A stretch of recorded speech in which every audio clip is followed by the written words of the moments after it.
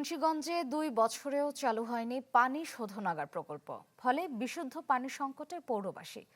যদিও জনস্বাস্থ্য প্রকৌশল অধিদপ্তরের দাবি দ্রুত পৌর কর্তৃপক্ষের কাছে হস্তান্তর করা হবে, কিন্তু পৌর কর্তৃপক্ষ বলছে প্রকল্পের নিয়ম নীতি ঠিকভাবে না মানায় তা বুঝে নেওয়া সম্ভব হচ্ছে না।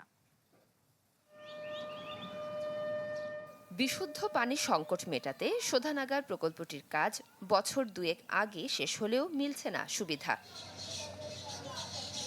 উল্টো পড়ে পড়ে নষ্ট হচ্ছে শোধনাগারের নানা যন্ত্রাংশ। এই দৃশ্য মুন্সিগঞ্জের পৌর এলাকায় বিশুদ্ধ পানির সংকট, তাই দূর দূরান্ত থেকে খাবার পানি সংগ্রহ করতে হয় পৌরবাসীদের।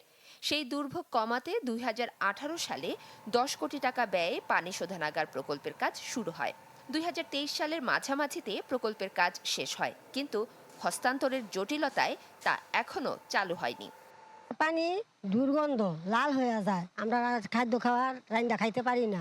অনেক দূর দূরান্ত পানি গেলে আনতে হয়, আমরা অনেক সমস্যায় আছি। পানি দেখি তো নিতেছি, এটার ভিতরে যদি এমন ভালো পানি হইতো তো আমাকে একটা উপকার হইতো। দ্রুত প্রকল্পটি পৌর কর্তৃপক্ষকে হস্তান্তরের কথা বলছে জনস্বাস্থ্য প্রকৌশল অধিদপ্তর।